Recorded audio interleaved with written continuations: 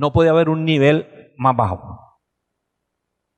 Entonces, ¿cómo hace Dios para que nosotros, siendo pecadores, lleguemos a ese nivel? Porque Él nos lo otorga, Él nos da ese nivel de perfección. Eso nos cuesta mucho trabajo aceptarlo, porque nosotros venimos de una religión de hacer cosas para que Dios entonces sí nos mire con misericordia. Y aunque seamos cristianos, nosotros decimos, sí, la salvación es gratis, pero en la santificación tenemos que hacer algo.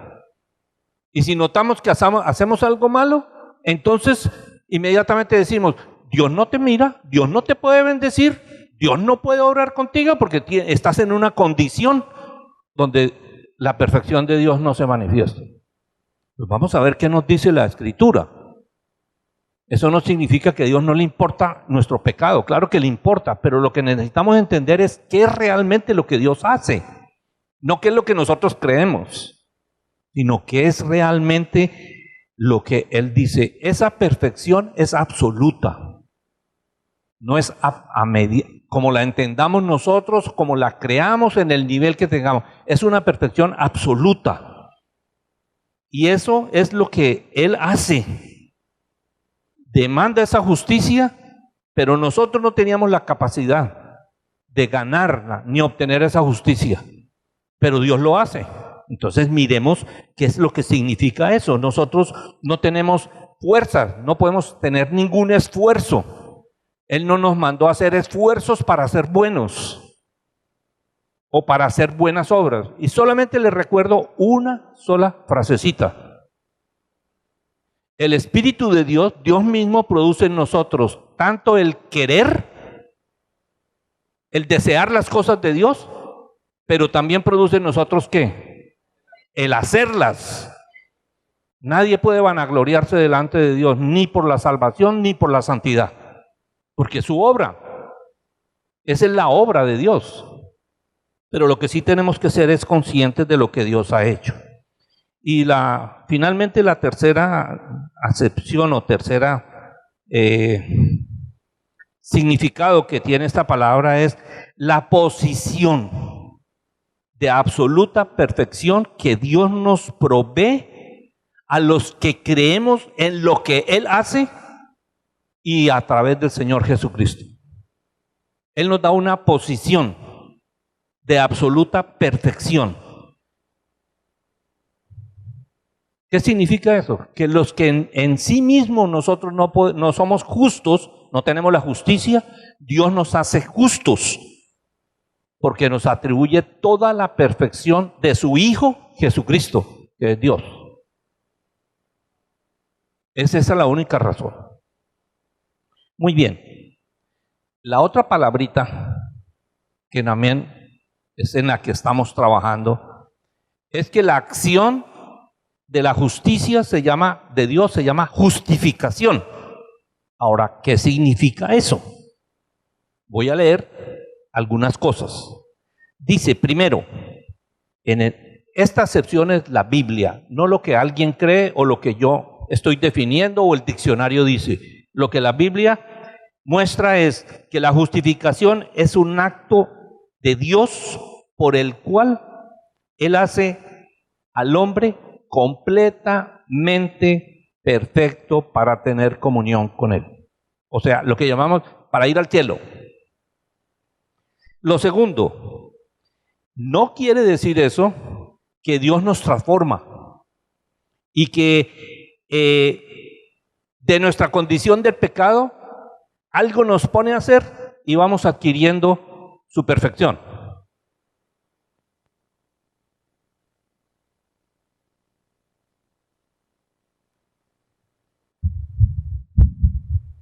Eso no es lo que muestra la Biblia que significa la justificación, sino lo que dice la Biblia es que Dios nos justifica porque nos hace nacer de nuevo. Nos hace una nueva creación que antes no existía, una nueva raza humana. No se les olvide esto. A muchos les parece que es exagerado. Dios hace una nueva raza humana, diferente de la raza de Adán. Nosotros traemos la herencia de una raza, Adán. Esa raza Dios decretó que debe morir. Entonces Dios no nos transforma y hace la raza que tenemos de Adán, nuestra naturaleza, la hace buena. Nos perdona los pecados y entonces luego nos mete en un proceso para adquirir la bondad de Dios. Ahora sí hacemos las cosas como Dios. Eso no es lo que dice la Biblia. Dice que nos da una nueva naturaleza. Y esa naturaleza es la misma naturaleza de su Hijo Jesús. Nosotros nos maravilla que el Señor fue engendrado por el Espíritu Santo en la Virgen María. Pero no nos maravilla que la Biblia dice que nosotros somos engendrados por el Padre, por el mismo Espíritu, en las mismas condiciones de Jesucristo. Lo que pasa es que en el Señor Jesucristo lo engendró en una mujer para darle la humanidad, para que fuera un hombre, el primero, hecho conforme al propósito que Dios siempre tuvo que el hombre fuera. El hombre sea hecho a su imagen y semejanza.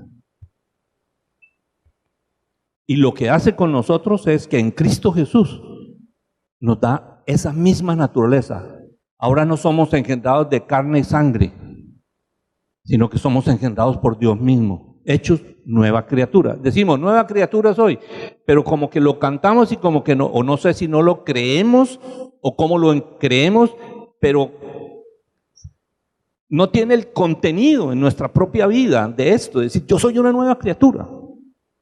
Yo ya no vivo como hombre viejo, yo ahora vivo una nueva vida. No busco mejorarme, busco realizarme.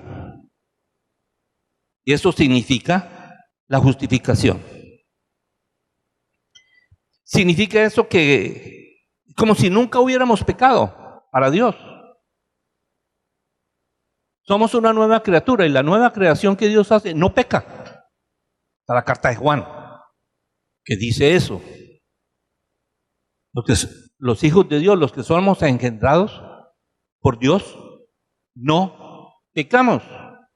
Porque la naturaleza que tenemos no tiene nada que ver con el pecado. Y eso nos confunde. Porque cuando tenemos una conducta indebida, una conducta indigna, entonces nosotros atribuimos eso a la salvación, a la justificación, como que ya no estamos justificados, entonces algo tenemos que hacer para quitarnos eso. Y la confusión que tenemos es, entonces, lo que el Señor hizo no fue suficiente. Ahora tenemos nosotros que ayudarle con algo para que ahora sí seamos como debemos ser. Entonces, eso no muestra la Escritura. Lo que realmente hace Dios cuando justifica al hombre es que la palabra es una palabra que utilizan los contadores. No sé si aquí hay algún contador o contadora.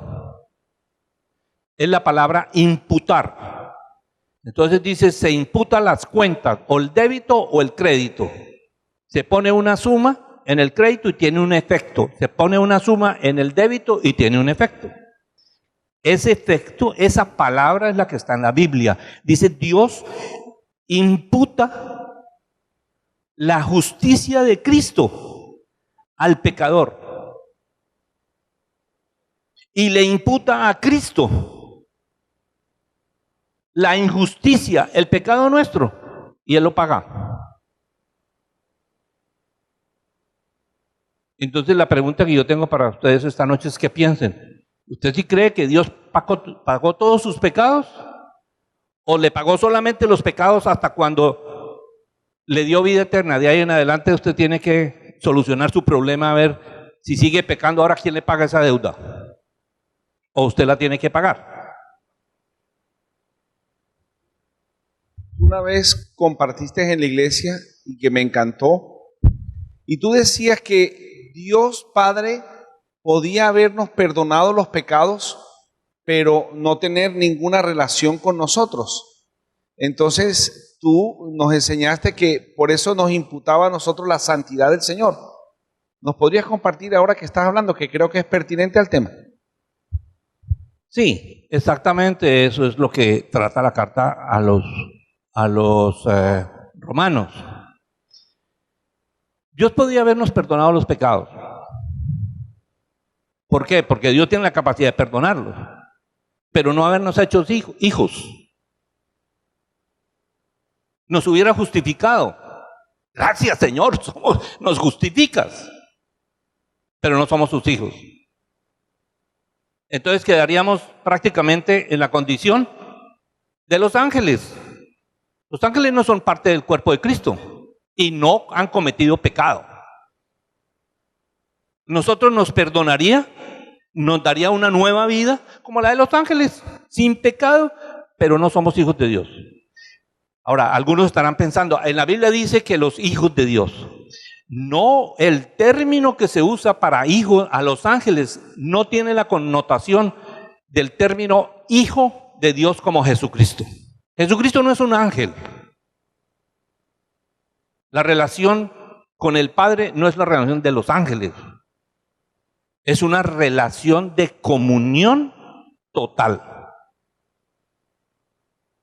donde lo que el Padre hace tiene que ver con el Hijo y tiene que ver con el Espíritu Santo. Y lo que Dios hace cuando nos da esta nueva vida es que nos introduce en esa comunión del Padre, del Hijo y del Espíritu Santo. No somos dioses, pero somos su familia. Esto fue lo que Él se propuso hacer con nosotros en Cristo Jesús. Ahorita no lo vemos porque estamos viviendo en la tierra, pero tú tienes que verlo con los ojos espirituales que Dios te ha dado, porque tienes un espíritu que antes no tenías. Y por eso la Biblia hace declaraciones como, y nos sentó en los lugares celestiales con Cristo Jesús. ¿Dónde está Cristo Jesús? Lleno de gloria, en perfecta comunión con el Padre. Dice que ahora tenemos libre acceso al trono de la gracia, porque tenemos esa condición de justificados, de justicia, de perfección, para poder tener entrevistas con Dios. Pero sigamos, porque desarrollando la carta nosotros podemos entender todos estos conceptos. Entonces, sin embargo, tenemos que tener en cuenta que la justificación no quiere decir que Dios transige con nuestros pecados, o sea, como que a Dios no le importa nuestra conducta. Dios no transige con el pecado, no lo tolera. Lo que nosotros hacemos, y ojalá algún día podamos ver cuáles son las consecuencias del pecado, qué significan para Dios, no qué significan para mí. Que pues soy tan liviano de que peco y dice, ay Señor, pero por tu misericordia, tú dices que si yo me arrepiento y te pido perdón, tú eres justo y fiel para perdonarme y limpiarme. Y volvemos y la repetimos y volvemos y lo hacemos y yo no sé cuántas veces. Y cuántas veces nos perdona el Señor. Pero no es, digamos, la conducta digna de los hijos de Dios. La conducta digna es que nosotros vivamos como Dios nos dio la vida que nos dio. Nos dio una nueva vida. Y esa vida significa comunión con Dios. Y lo que yo hago debe tener relación con esa comunión. No relación con mi vieja vida. Tenemos hábitos. Y eso es lo que el Espíritu Santo en este tiempo nos ayuda a superar. Los viejos hábitos que están aquí metidos en nuestra mente, porque para Dios ya no existen, los perdonó. Pero para nosotros sí están aquí en nuestra mente y en nuestra alma. Y aun cuando decimos Dios me perdonó la culpa, cuando nosotros nos comportamos indignamente, la culpa de aquí, porque no está en nuestro espíritu, está aquí en nuestra mente, nos dice, otra vez lo hiciste.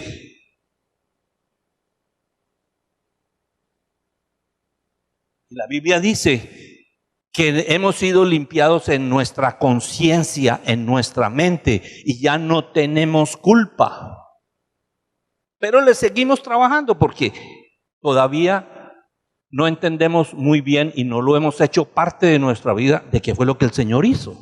Le tenemos miedo, diría yo, terror, es un engaño, pensar, no, yo todavía no estoy listo para Dios. Nunca vas a estar listo por tus esfuerzos, jamás. Así sean piadosos y muy buenos.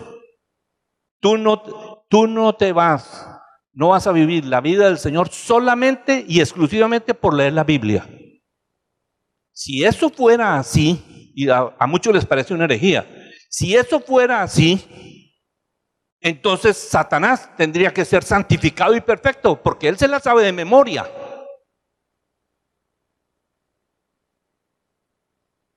Y dice que él tiembla, porque él sí sabe lo que le espera.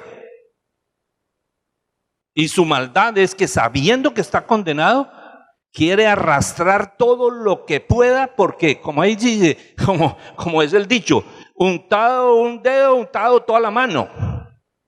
Entonces yo contaminé la creación de Dios, pues le sigo jalando a ver cuánto más de la creación con Dios puedo arrastrarme. Eso lo sabe y esa es su maldad. Pero nosotros no estamos incluidos en eso. De ahí nos sacó el Señor. Si realmente nos sacó, no somos parte de ese sistema. De ahí nos liberó, si realmente nos liberó. Ahora tenemos otra mente, otra condición, aunque vivamos en esta tierra. Y de eso se trata, esta carta de los Romanos. Entonces, lo que el Señor hizo fue que nos declara santos en Cristo Jesús, perfectos, y luego el mismo Dios, por eso tenemos el Espíritu Santo, entonces nos enseña a expresar esa perfección. Y es lo que nosotros llamamos santificación, no en el sentido de la perfección, sino en el sentido de la consagración. Santificación, madurez, obra terminada. Nosotros seguimos con nuestra mente metida en el pecado, en la limitación, en vez de tener nuestra mente alimentándonos de la perfección que es Cristo Jesús, de la perfección que es el Padre, de la perfección que es el Espíritu Santo, y que nuestra vida estuviera impregnado de eso, no del pecado. Muy bien. Hay otro tema que espero que hoy nosotros podamos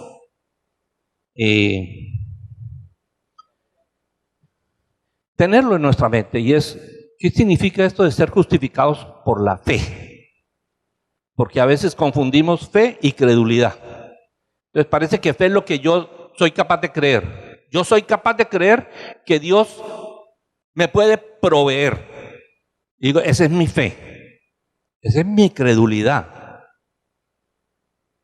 Mi fe tiene que ver con mi relación con el Señor Jesucristo.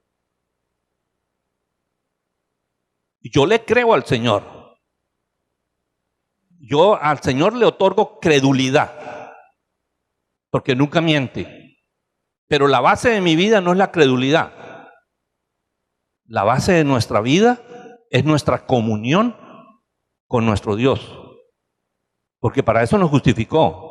No para que creyéramos todo lo que puede hacer. Señor, yo sé que tú puedes proveer, yo sé que tú puedes sanar, yo sé que tú puedes consolarme, yo sé que tú puedes mostrarme, yo sé que tú me puedes dar tu sabiduría, tú me puedes dar tu conocimiento. Sí, claro, todo eso lo hace el Señor. Pero que eso no sea una mera creencia, que esa sea el resultado de tu conducirte en tu relación con tu Dios. El Señor me puede sanar, pero el Señor me puede decir, te doy la gracia y no te sano. Como le dijo a Pablo, bástate mi gracia y punto final. Ya Pablo dejó su cuento, se dedicó a hacer lo que el Señor le puso a hacer y punto. Entonces no es una mera credulidad, es algo que impacta la vida. Nosotros nos aferramos a ciertas creencias y le damos, y si eso no se hace, entonces Dios no es justo. Dios, ¿qué es lo que dicen de Dios que hace y no hace nunca? Porque estamos basados en nuestras creencias, no en la realidad que Dios nos ha dado. Y con eso no quiero decir que Dios no hace. Dios sana, Dios resucita, Dios provee, Dios consuela, Dios revela. Dios no tiene límite, pero tiene un propósito y jamás va a estar, voy a usar una palabra irreverente, dándonos contentillo a nuestras creencias y a nuestras necedades para que entonces ahora sí creamos en Él. Entonces, ¿dónde está nuestra fe? Si solamente creemos cuando Dios me complace, le pido tal cosa y me complace, le pido tal otra y me complace, esto y me complace. El día que no me complace, ¿dónde estás? ¿Qué he hecho? ¿Que no me oyes? Entonces ahí es donde está nuestra equivocación. Entonces, ¿qué es la justificación por la fe? Vamos a tomar dos personajes. Abraham, que fue justificado antes de la ley y que era incircunciso. Porque es que nosotros le damos tanta vuelta a lo de la ley y ahí nos metemos con el pueblo de Israel. Y luego la gracia no aparece. Pero vamos a darnos cuenta que los que vivieron bajo la ley y fueron justificados saben que fue por gracia, no por la ley. Entonces tomamos el caso de David, porque David sí confiesa en los salmos la justificación por la gracia, no por la ley, aunque vivía bajo la ley.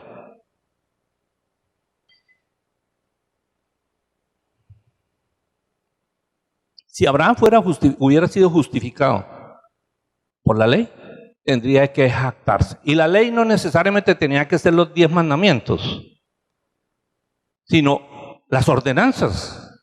Antes de la ley, antes de establecer la ley, el Señor también le dijo y le mandó a hacer cosas a Adán. Y Adán tomó la decisión de no cumplírsela. O sea, desobedeció, pero no era una ley.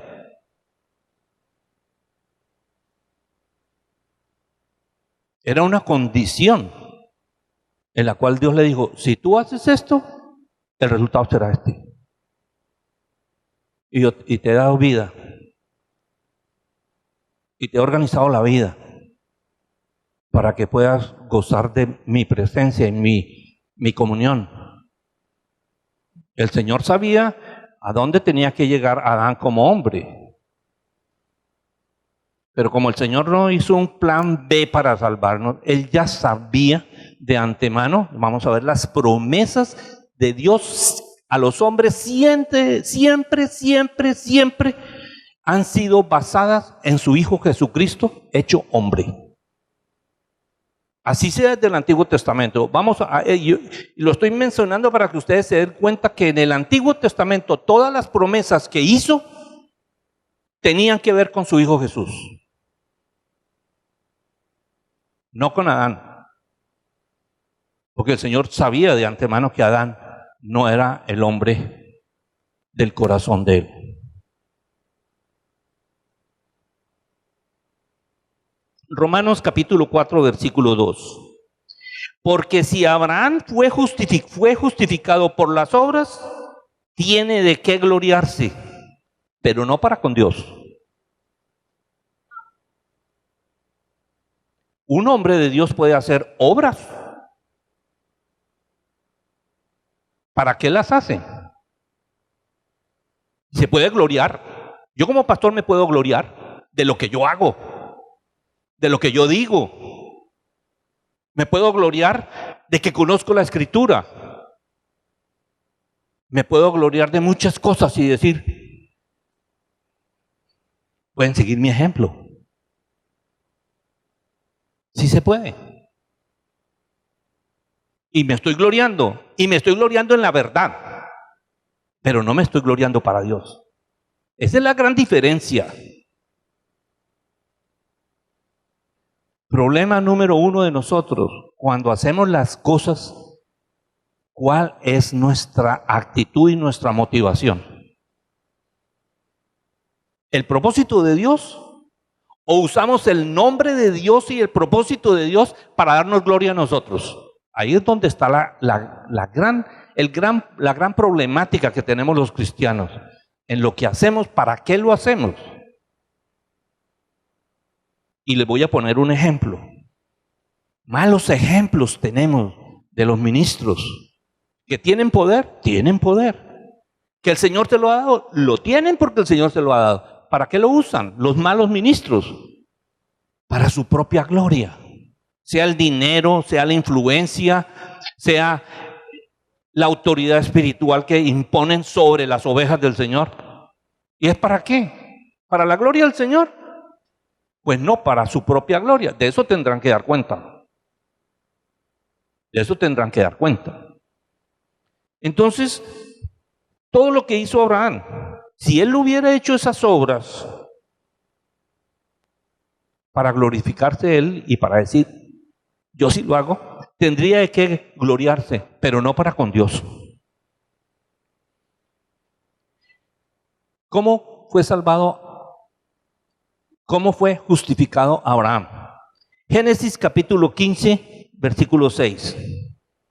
Dice, y creyó Abraham, creyó a Jehová, creyó a Dios y le fue contado por justicia. El libro de Gálatas capítulo 15, versículo 6 dice lo mismo. Ahora bien, voy a leer de Gálatas. Ahora bien, a Abraham fueron hechas las promesas y a su simiente. No dice y a las simientes de Abraham, como si hablase de muchas personas, muchos hombres, sino como de uno. Y a tu simiente, la cual es Cristo. Esto pues digo, el pacto previamente ratificado por Dios para con Cristo. ¿En quién lo estaba haciendo? En Abraham. Y de esa simiente que nacería de Abraham, de esa simiente, está hablando de Jesucristo. La misma simiente que tenemos como nuevas criaturas. La misma. Por eso las promesas de Abraham se pueden cumplir en nosotros, incircuncisos. Pero también fueron para los bajo la ley, que tenían que cumplir con la circuncisión, para que Dios fuera el Dios de los circuncisos y de los incircuncisos. Y Jesucristo, el Salvador de circuncisos y de incircuncisos. Y Abraham, padre de incircuncisos y de circuncisos. Y así Dios fuera todo en todos. Eso no es un misterio. Entonces nosotros tenemos que entender que las cosas no están basadas en lo que los hombres hagan, ni el pueblo de Dios haga, ni nosotros hagamos. Es un propósito que Dios ha venido haciendo y estaba introduciendo al hombre. Pero siempre el hombre para Dios es Jesucristo, Señor de todo. Por eso dice Señor de todo. Versículo 18, porque si la herencia es por la ley, ya no es por la promesa, pero Dios la concedió a Abraham mediante la promesa. Entonces Abraham fue reconocido como alguien justificado porque le creyó a Dios. Eso dice Romanos capítulo 4, versículo 3. Porque, ¿qué dice la Escritura? Creyó a Abraham a Dios y le fue contado por justicia. La justicia de Abraham no vino porque él sacó su hijo y ya, y Dios le dijo, para. Nosotros creemos muchas veces eso. No, esa fue la prueba para Abraham. Lo que Abraham manifestó allá era que le creía a Dios. Eso sí contaba como justicia, que le creía a Dios. Y si Dios dice, ofréceme tu hijo, te lo ofrezco. Aunque tú hiciste la promesa que de mí llenarías el mundo. Sí, pero Dios le hizo la promesa, ya sabemos en quién se cumplió. En Cristo Jesús. Y por eso generación tras generación tras generación de hijos de Dios, de nosotros hoy día como iglesia, es el cumplimiento. Abraham es padre de la fe por eso. De la misma manera, Dios justifica al pecador, no por las obras que haga, sino por la gracia, por medio de la fe. Romanos 4, 4 al 5, dice, pero al que obra no se le cuenta el salario como gracia. O sea, al que hace las cosas, pues merece el salario. No se le cuenta como una gracia, sino como una deuda, hay que pagársela. Mas al que no obra, sino cree en aquel que justifica al impío, su fe le es contada por justicia. Bueno, entonces, ¿a dónde llegamos? Llegamos a que la gracia es la base sobre la cual Dios nos concede la salvación. No es nuestra declaración de fe, como muchos creen. No, pues es que se arrodilló y yo lo escuché cuando él de su corazón creyó y con la boca confesó. Eso es una condición que dice la Biblia, que el que ha creído la cumple. Pero eso no es lo que lo salva, porque aún la fe que tiene para hacer eso se la tuvo que dar Dios. Pero antes de que Dios le diera la fe, Dios le habló. Y para que pudiera creer en Dios, la gracia de Dios. Entonces nos dio la fe para que pudiéramos confesarlo. Pudiéramos cumplir la condición que Dios nos pide. Dios pide una condición de perfecta santidad. Si Él no nos la atribuye, nada podemos llegar para llegar allá. Dios tiene una condición para la salvación. Si Él no nos da por su gracia el poder para cumplir las condiciones, no tenemos la salvación. Y eso no quiere decir que Dios a unos les da la salvación y a otros no se las da. Lo que pasa es que Dios es justo. Y como conoce los corazones, a Dios no lo puede engañar nadie. Entonces Dios sabe quién realmente de corazón lo busca, lo desea, aunque no pueda llegar a Él. Entonces es el momento donde nos da la fe para poderlo confesar. Yo creo que tú eres el Salvador, ahora lo entiendo. Ahora sí sé, Señor, y lo pido de mi corazón. Me puedes condenar justamente. Yo no sé cómo fue su decisión, pero la mía fue así. Señor, yo sé que me puedes condenar justamente, pero ahora entendí que por pura misericordia y amor, tú me puedes dar vida eterna. Y yo te pido que me la des. Pero no era por la oración que yo estuviera haciendo, sino entendí, yo te puedo creer, Señor, porque tú me diste la fe. Durante mucho tiempo dudé haciendo muchas cosas. Algunos tal vez no saben, yo de incrédulo, yo predicaba. Y predicaba de Romanos. Pero la ley no era la gracia. Cuando yo me convertí, como entendí, ahora la predicación es diferente. La gracia, aunque tenemos condiciones. Entonces, la base sobre la cual Dios nos concede la salvación es la gracia. La fe en Dios es el medio. Una cosa es la base, la gracia, y otra cosa es el medio. El medio. La fe en Dios es el medio por el cual el ser humano recibe la salvación. Les dije que el rey David había hablado de esto, porque él está bajo la ley. Romanos capítulo 4, versículos 6 al 8 dice, como también David habla de la bienaventuranza del hombre a quien Dios atribuye justicia sin obras. Eso era mucha revelación en el Antiguo Testamento.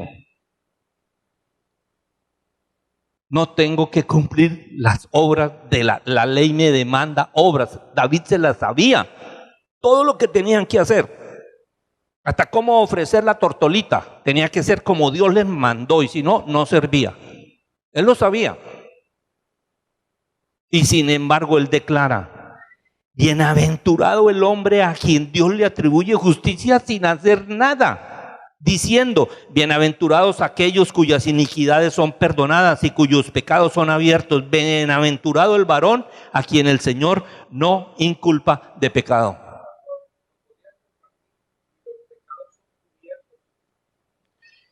Bueno, en el Antiguo Testamento los pecados eran perdonados, expiados con el sacrificio de Jesús. Pero la gracia de Dios en el Antiguo Testamento eran los que creyeran a Dios, aunque no lo entendieran completamente, pero creyeran a Dios, sus pecados eran perdonados en virtud del sacrificio de Cristo. Si usted lee en el Nuevo Testamento, hay varias escrituras donde dicen que Cristo se ofreció desde antes de la fundación del mundo, antes de que el hombre fuera creado. La pregunta es: ¿y se ofreció por quién? Porque la Biblia dice que el sacrificio es para salvar hombres, y no habían sido creados. Bueno, en el Nuevo Testamento ya habían sido creados hombres, en el Antiguo Testamento. Y la justificación de Dios no viene sino a través de la gracia de Dios, por la fe que el hombre le expresa a Dios, que Dios mismo se la da. Entonces, en el Antiguo Testamento eran cubiertos los pecados, esperando la expiación del sacrificio de Jesús. Cuando el Señor murió, dice que descendió a las profundidades de la tierra.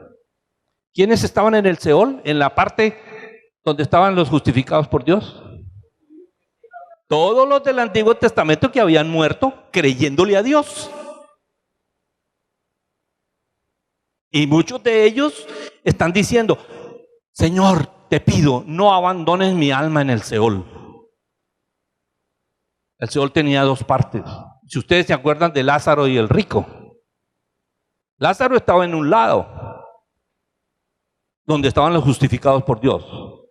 Había una gran profundidad, dice la Biblia, una cima, un abismo que los separaba. Y al otro lado estaban ¿quiénes?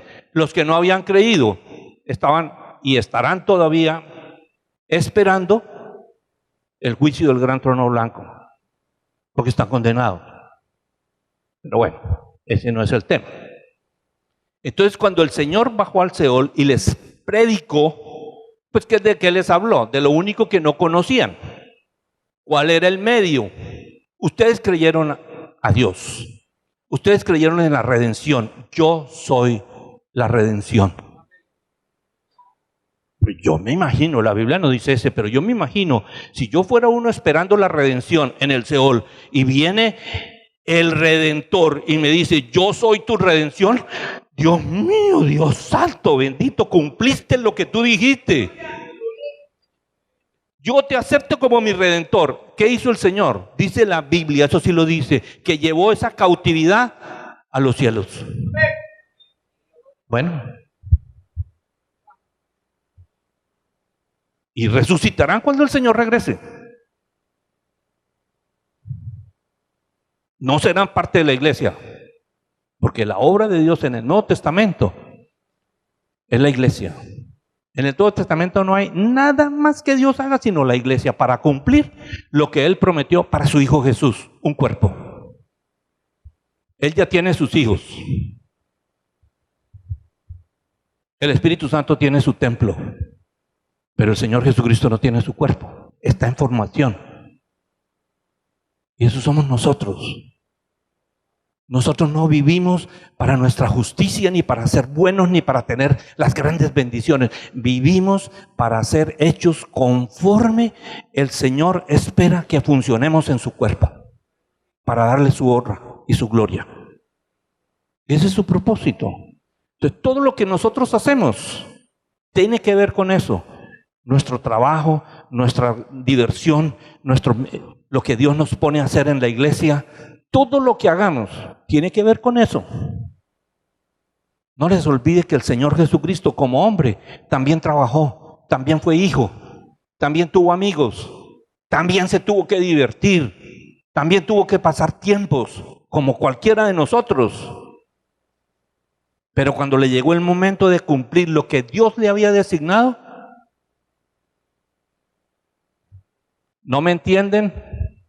Ya no puedo seguir estando al frente de la familia, tengo que irme a los negocios de mi padre.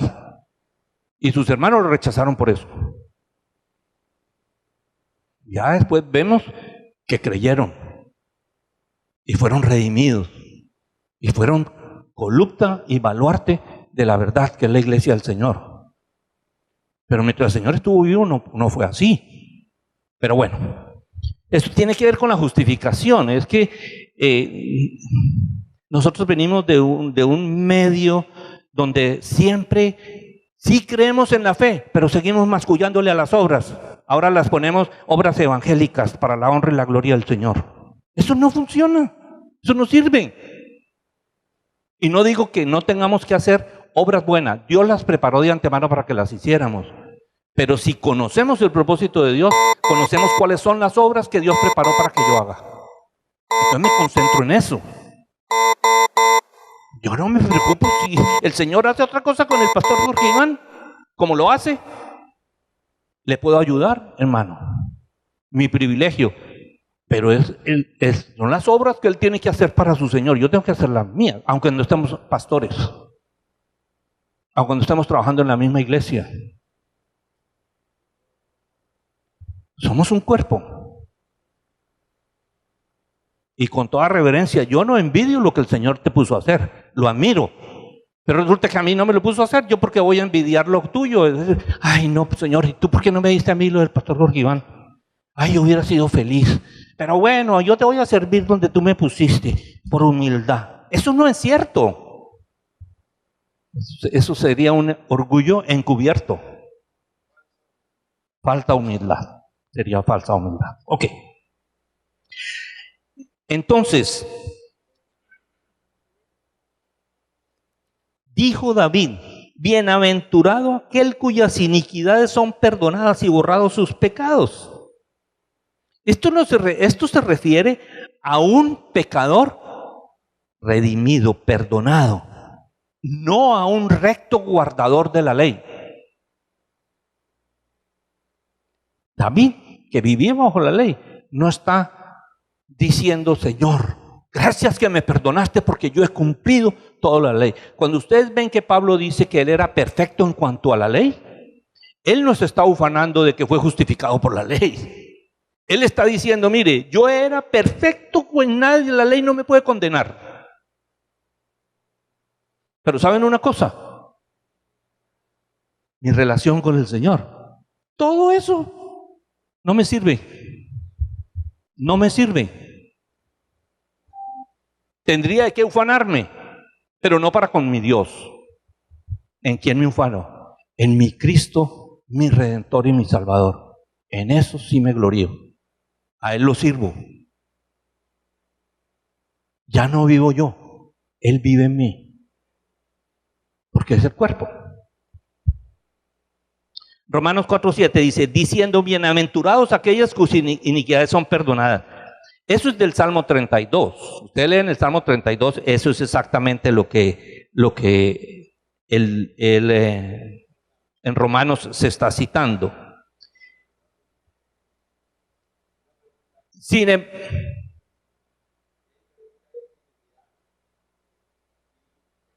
¿Entre qué? Iniquidad. Ok.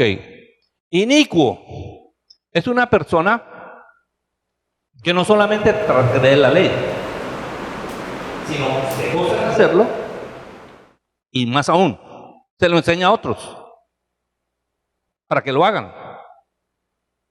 Inicuo. El Señor dice, perdonó nuestras iniquidades. No sé ustedes, pero aunque yo nunca me emborraché ni me desordené, mi problema era por el otro lado, mi legalismo. ¿Sí? Pero muchas de las cosas que yo hice, que sé que eran pecados delante de Dios, Yo las enseñé a personas y quería que las hicieran. Era mi entendimiento. Porque uno no solamente peca porque dice esto es malo y voy a hacerlo malo. Uno también peca porque pone sus propias condiciones espirituales y conduce a otros a esos errores. Y eso es parte de mi iniquidad. Puede que no se sea tan... no, pues, porque pues si dicen, es que ese es un... Voy a poner un ejemplo, ese es un adúltero. Y entonces le enseño, no, camine mi hijo, camine, yo lo llevo y le enseño cómo es con las mujeres. Y la una y la otra, y se la juego a mi esposa y la engaño y todo eso. Y dicen, no, qué inicuo. Esa no es la única iniquidad. Esa es una de las tantas que hay. Pero hay iniquidad espiritual que impide la obra de Dios. Y todos participamos. Que no lo consideremos así, eso es otra cosa. Hermano, una de las cosas más fuertes en las iglesias nuestras es que nosotros cogemos la Biblia y yo me las doy con otro y le doy cátedra de Biblia para darle duro por la cabeza. Estoy vacunando a esa persona contra la confianza y la fe del Señor. Por mi orgullo espiritual. Quiero estar por encima de todo, usted no me puede contradecir. ¿A mí quién me gana una? Bueno, pero sigamos adelante. Sin embargo, a pesar de esto, no enseña, ni el Antiguo ni el Nuevo Testamento, no enseñan que las circunstancias eran necesarias para la salvación. Romanos capítulo 4, versículo 9 al 12. ¿Es pues esta bienaventuranza solamente para los de la circuncisión o también para los de la incircuncisión? Porque decimos que a Abraham le fue contada la fe por justicia. ¿Cómo pues le fue contada? ¿Estando en la circuncisión o en la incircuncisión? No en la circuncisión, porque era gentil, sino en la incircuncisión. Así le fue contada la justicia a Abraham. Estando en la circuncisión, no en la circuncisión, sino en la incircuncisión, y recibió la circuncisión como una señal, como un sello de la justicia de la fe que no tuvo estando aún incircunciso, para que fuese padre de todos los creyentes no circuncidados, a fin de que también a ellos la fe les sea contada por justicia. Pastor, nosotros pensamos que la gracia de Dios en el Antiguo Testamento funcionaba solamente a través de la ley. Estamos locos. Locos. Porque no es así. La ley fue puesta por Dios para mostrar el pecado y castigar al pecador. No era para salvación ni para justificación. Nosotros cometemos la locura que tenemos. Sí, nadie niega, nadie le dice a nadie que la salvación es por fe. Pero cuando vamos a ministrarlos en su vida espiritual, le clavamos la ley. La Biblia dice, y le sacamos el versículo, donde la Biblia dice realmente que condena una actitud indigna. Pero ¿qué necesita este creyente? ¿Y qué necesita ese incircunciso si es que no es creyente? ¿La condenación que la ley le da o la gracia que tenemos del Señor? Entonces ahí es donde viene la misericordia y el amor. No es aceptar el pecado, es ministrar lo que hay en el corazón de Dios. Misericordia y amor con el pecador. Eso es lo que tenemos que aprender. Lo primero que nosotros hacemos, oiga, ¿usted no se dio cuenta que Este hermano estuvo tomando ayer. Mírenle los ojos. Yo que estuve tomando y yo que el Señor me sacó de ahí, yo sí sé leer los ojos del que está en Guayabao. Y bueno, y si tú no lo sabes, ¿por qué no lo ministras? ¿No dice el Señor que el que se crea muy fuerte, que lleve las cargas de los débiles?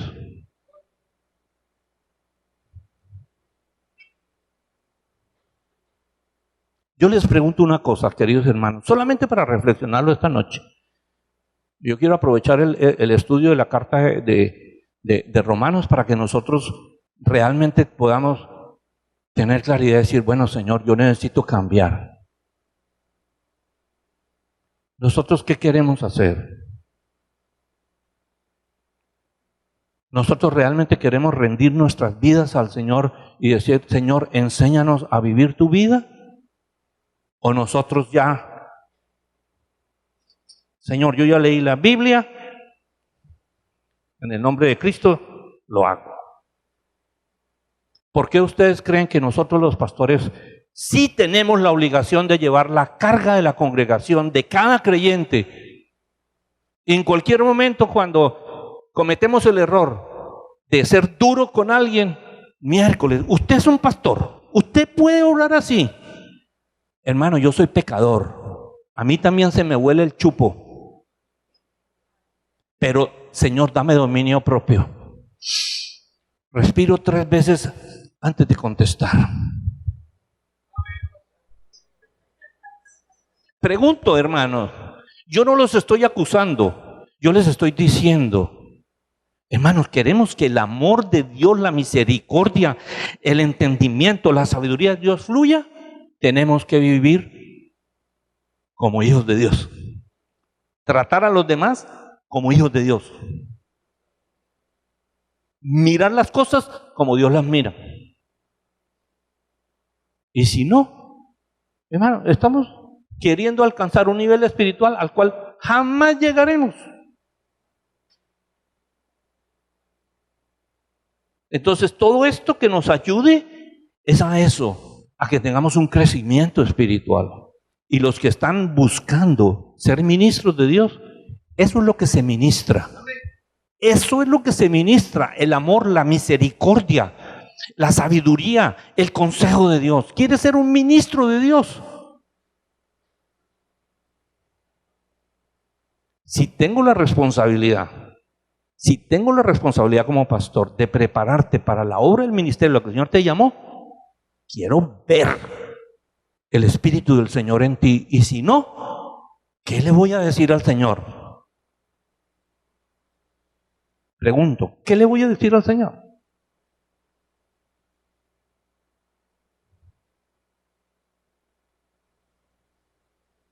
Que el Señor nos ayude, porque eso es para todos nosotros.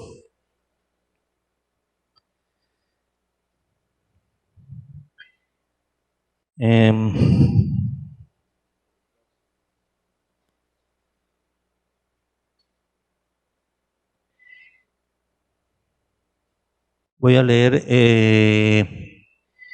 recibió la circuncisión como señal, como sello de la justicia de la fe que tuvo estando aún incircunciso, para que fuese padre de todos los creyentes no circuncidados, a fin de que también también a ellos la fe les sea contada por justicia. Qué buena herencia que tenemos de Abraham. Y padre de la circuncisión, para que los que no solamente son de la circuncisión, sino que también siguen las pisadas de la fe. Escuchen esto, hermano. Los de la circuncisión son los israelitas, sino que también siguen las pisadas de la fe que tuvo nuestro padre Abraham antes de ser circuncidado. Antes. Y es por eso que el Señor les dice a los israelitas, salgan fuera del campamento y sufran el vituperio si quieren seguirme. Porque cualquier israelita que se convierte al Señor es tratado como un incircunciso. Y eso es un vituperio para ellos. No entiendo cómo cristianos quieren meterse y convertirse en israelitas. No lo entiendo, pero bueno, Entonces, el Antiguo Testamento no dice que la circuncisión era necesaria. Abraham no fue justificado, Abraham fue justificado antes de ser circuncidado.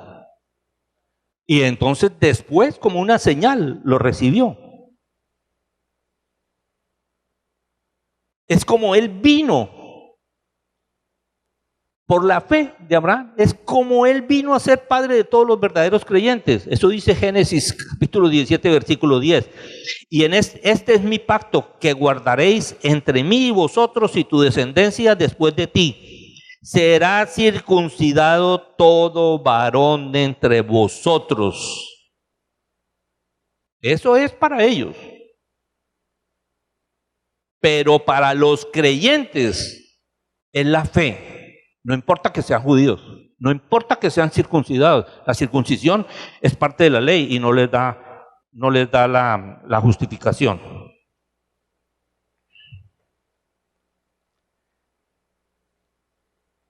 ¿Está relacionado de alguna manera la ley con la justificación? No, de ninguna manera. Porque la justificación es por gracia, no por la ley.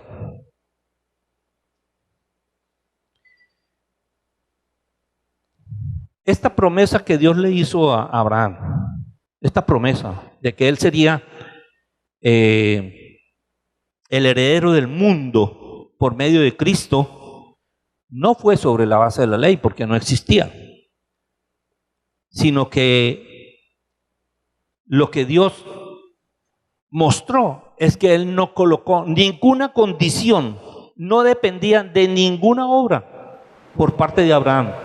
Era simplemente una promesa que dio. Romanos capítulo 4, versículo 13. No por la ley Abraham o a su descendencia la promesa de que sería heredero del mundo, sino por la justicia de la fe. Y Gálatas 3:29 dice: y si vosotros sois de Cristo, ciertamente es linaje de Abraham sois, y herederos según la promesa. Nosotros heredamos las promesas de Abraham por nuestro Señor Jesucristo, la simiente de Abraham. Es por eso que heredamos las promesas. Por eso Abraham es padre de los circuncisos y circuncisos que creen a Dios. Eso es todo lo que en resumen ha querido decir allí. El caso de Abraham prueba definitivamente que la justificación es por la fe. En Romanos capítulo 4, versículos 17 y 18 dice: como está escrito, te he puesto por padre de muchas gentes delante de Dios, a quien creyó, el cual da vida a los muertos y llama a las cosas que no son como si fuesen. Él, Abraham, creyó en esperanza contra esperanza para llegar a ser padre de las muchas gentes, conforme a lo que se le había dicho: así será tu descendencia. Yo no sé qué pensaría Abraham cuando va a ofrecer a su hijo la promesa que Dios me dio. ¿Qué pensó Abraham? Eso lo sabemos por la Biblia. El Señor lo levantará, lo resucitará. Después de que yo lo mate, el Señor le dará vida. Y si no, ¿cómo va a cumplir la promesa si estoy matando al primogénito?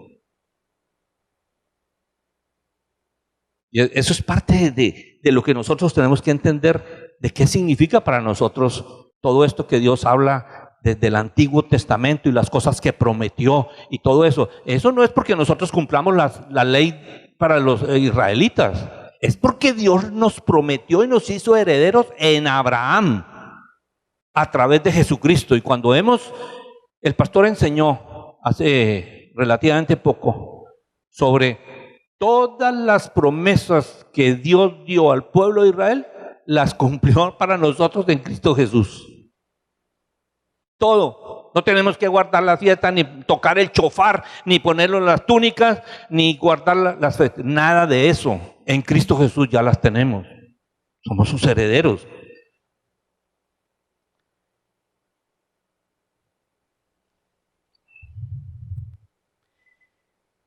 Entonces, humanamente hablando,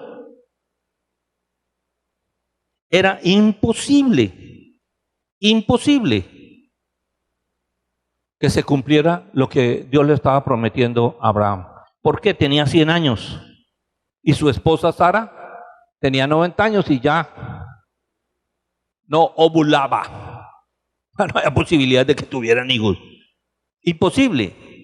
Y cuando Abraham estaba pensando en esto, se rió. Yo creo que decía, Señor, tú dices locuras, pero bueno, si tú lo dices, lo vas a cumplir. Y por eso dice la Biblia que él creyó esperanza contra esperanza.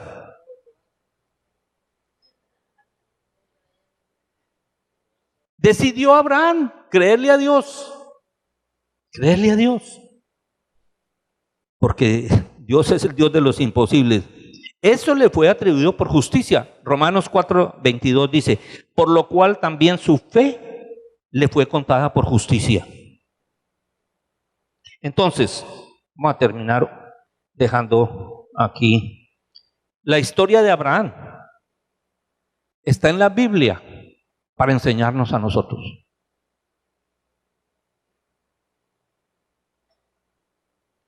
La historia de Abraham está en la Biblia para enseñarnos a nosotros como hijos de Dios. Romanos capítulo 4, versículo 23 al 25. Y no solamente con respecto a él se escribió que le fue contada su fe por justicia, sino también con respecto a nosotros, a quienes ha de ser contada. Esto es, a los que creemos en el que le levantó de los muertos a Jesús, Señor nuestro, el cual fue entregado por nuestras transgresiones y resucitado por nuestra justificación. Resucitado para nuestra justificación.